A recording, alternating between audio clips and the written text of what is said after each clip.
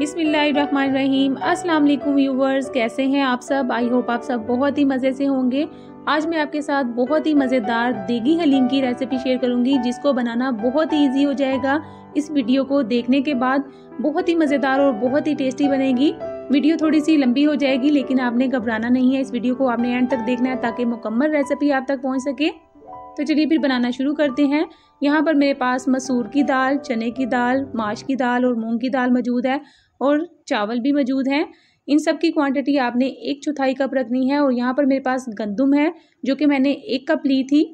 अगर आपके पास दलिया मौजूद है, गंदम नहीं है, तो आप दलिया भी इस्तेमाल कर सकते हैं।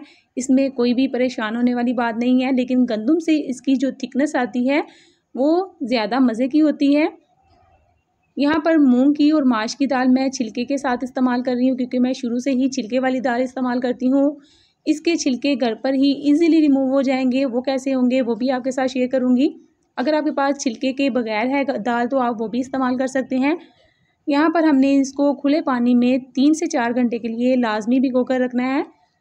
अगर आप इसको ओवरनाइट भिगो कर रखेंगे तो वो ज़्यादा बेहतर है। बस आपने खुले पानी से दालों को अच्छी तरह से वॉश कर लेना है। उसके बाद आपने इसको भिगो देना है। 4 से 5 घंटे इसको लाजमी भिगोइएगा। चलें जी, यहाँ पर दाल हमारी जो है वो अच्छी तरह से धुल चुकी थी। इसको अब मैंने छोड़ देना है 3 से 4 घंटे के लिए। यहाँ पर दालों को भिगे हुए 3 से 4 घंटे हो चुके हैं। हाथ की मदद से इसका दाना तोड़ें तो इजीली टूट जाता है, इतनी सॉफ्ट ये हो चुकी हैं। अब आ जाते हैं अपनी छिलके वाली दाल की तरफ। तो इसमें बहुत ज़्यादा मेहनत दरकार नहीं है, बस आपने हाथों की मदद से हल्का हल्का इसको मसलना है और इसके छिलके जो हैं वो इजीली रिमूव हो जाएंगे। बहुत ज़्यादा ज़ोर से मत इसको प्रेस कीजिएगा, बस हल्के हल्के हाथों से मसलिएगा तो इसके छिलके रिमूव हो जाएंगे। इसके बाद आपने इसको 3 से 4 दफ़ा खुले पानी में वॉश कर लेना है, तो इसके छिलके निकल आएंगे बाहर और दाल जो है वो नीचे बैठ जाएगी। आप देख सकते हैं, बस मैंने हल्के हाथों से प्रेस किया है तो दाल हमारी बिल्कुल रेडी हो चुकी है। यहाँ इसके छिलके रिमूव हो चुके हैं। तो चलिए फिर इसकी अब कुकिंग स्टार्ट करते हैं। यहाँ पर कढ़ाई को मैंने चूल्हे के ऊपर रख दिया था। अब इसके अंदर हमने दालें ऐड कर देनी है। दालों के अंदर जो पानी था वो भी मैं इसके साथ ही ऐड कर रही हूँ। अगर आप दालों को 3 से 4 घंटे के लिए भिगो रहे हैं तो पानी इसके अंदर ज़रूर ऐड कीजिएगा। लेकिन अगर आप ओवरनाइट भिगो रहे हैं तो फिर दालों का जो पानी है वो ड्रेन कर दीजिएगा, क्योंकि ओवरनाइट भीगने के बाद दालों के पानी के अंदर एक स्मेल सी आ जाती है जो कि अच्छी नहीं लगती। अब इसके अंदर हमने मूंग और माश की दाल भी ऐड कर दी है। अब इसके अंदर आपने 1 टेबल स्पून नमक और ½ टी स्पून हल्दी शामिल कर देनी है। चूल्हे की फ्लेम आपने हाई पे कर देनी है। इसके अंदर मज़ीद आपने 2 लीटर और पानी ऐड कर देना है। खुला पानी इसके अंदर ऐड कीजिएगा ताकि दालें अच्छी तरह से सॉफ्ट हो जाएं। जैसे ही पानी के अंदर बॉयल आ जाएगा तो आपने चूल्हे की फ्लेम मीडियम पे कर देनी है और मीडियम फ्लेम पर ही इसको हमने कुक करना है। यहाँ पर इसको मैं पकने के लिए रख दूँगी। कवर इसका आपने थोड़ा सा हटा कर रखना है ताकि इसके अंदर की गैस जो है वो भी निकलती रहे और हमारी दालें जो है वो बॉयल होकर बाहर ना आए। यहाँ पर इनको पकते हुए आधा घंटा हो चुका है। आपको इसके ऊपर झाग जो है वो नज़र आ रही होगी। इस झाग को आपने साथ साथ रिमूव करते जाना है।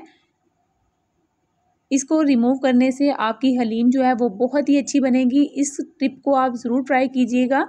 इससे आप खुद देखेंगे कि कैसी चेंजिंग आती है। हलीम जो है वो बहुत ही टेस्टी बनेगी। यहाँ पर मैं इसकी झाग जो है वो टोटली ऊपर से रिमूव कर दूँगी। फिर से इसको कवर करके आपने पकने के लिए रख देना है। यहाँ पर इसके मसाले तैयार कर लेते हैं। तो यहाँ पर मैंने 3 टेबल स्पून साबुत धनिया जो है वो पैन के अंदर ऐड कर दिया है। 1 टेबल स्पून इसके अंदर साबुत ज़ीरा ऐड कर दिया है। 4-5 आपने इसके अंदर मोटी वाली लाल मिर्चें ऐड कर देनी हैं। 2 अदद बादियान के फूल जाएंगे। 2 अदद ही आपने इसके अंदर सब्ज़ इलायची ऐड कर देनी है। 2 अदद सिनेमन स्टिक्स जाएंगी इसके अंदर। थोड़ी सी काली मिर्च जाएगी साबुत। 3 से 4 अदद आपने बड़ी वाली इलायची ऐड करनी है और 4-5 लौंग ऐड करने हैं और इसको आपने बिल्कुल लो फ्लेम पर रोस्ट कर लेना है। जब सारे मसाले अच्छी तरह से रोस्ट हो जाएंगे और बहुत ही प्यारी सी खुशबू आने लग जाएगी तो आपने चूल्हे की फ्लेम ऑफ कर देनी है और इनको ठंडा करके आपने ग्राइंडर के अंदर पीस लेना है। तो चलिए यहाँ पर हलीम का कोरमा रेडी कर लेते हैं। यहाँ पर मैंने कढ़ाई के अंदर 1 प्याली ऑयल की शामिल कर दी है। हलीम के अंदर ऑयल थोड़ा सा क्वांटिटी में ज़्यादा ही जाता है, इसलिए आप भी थोड़ा सा ज़्यादा ही ऑयल इसके अंदर ऐड कीजिएगा। अब इसके अंदर आपने एक बड़े साइज़ की प्याज को रफली स्लाइसिस में काट कर वो शामिल कर देनी है। प्याज को हमने लाइट गोल्डन ब्राउन होने तक फ्राई करना है।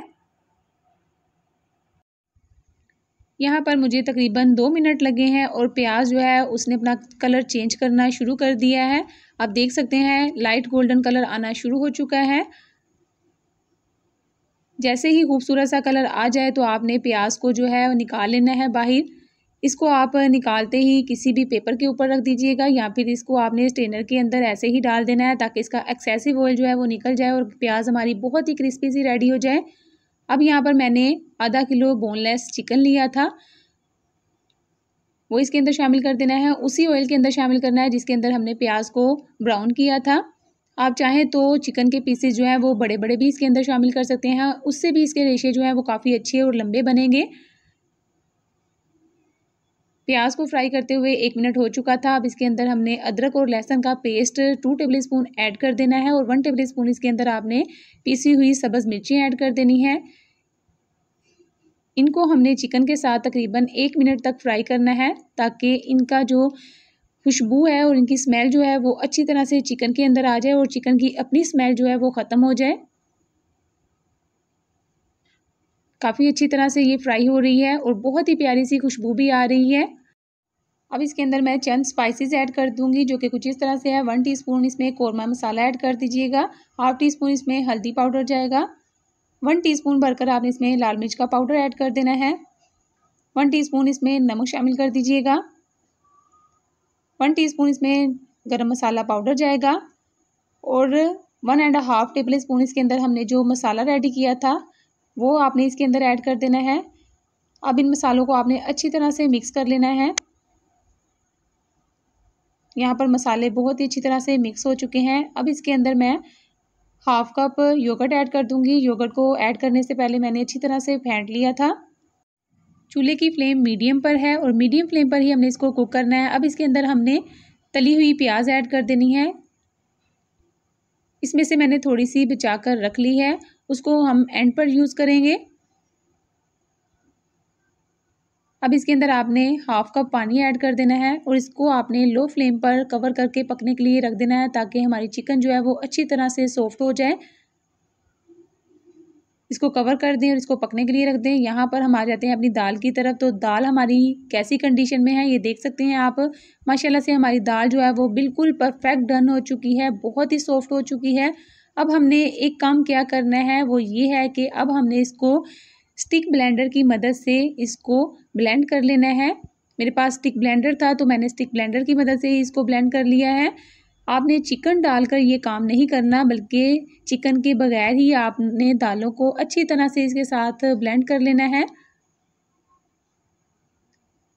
चलें जी, यहाँ पर दाल जो है वो काफ़ी अच्छी तरह से ब्लेंड हो चुकी है। अब आ जाते हैं चिकन की तरफ। चिकन भी बिल्कुल रेडी हो चुकी है। चिकन के ऊपर हमने जो ऑयल आया था उसको प्याली के अंदर निकाल लेना है। अब हमने चिकन की अच्छी तरह से कर लेनी है पिटाई। इसको हमने करना है घोटने की मदद से मैश। यहाँ पर आप देख सकते हैं काफ़ी अच्छी तरह से ये चिकन मैश हो चुकी है। इसके रेशे बिल्कुल भी नहीं टूटे, काफ़ी अच्छे से इसके रेशे जो हैं वो रेडी हो चुके हैं। अब हमने इन रेशों को दाल वाले मिक्सचर के अंदर ऐड कर देना है। बहुत ही मज़ेदार और बहुत ही टेस्टी हमारी ये हलीम रेडी होगी। बिल्कुल ऐसे ही लगेगा कि जैसे आप शादी वाले घर में बैठकर खा रहे हैं। बिल्कुल देगी फ्लेवर आएगा इसके अंदर और बहुत ही टेस्टी बनेगी।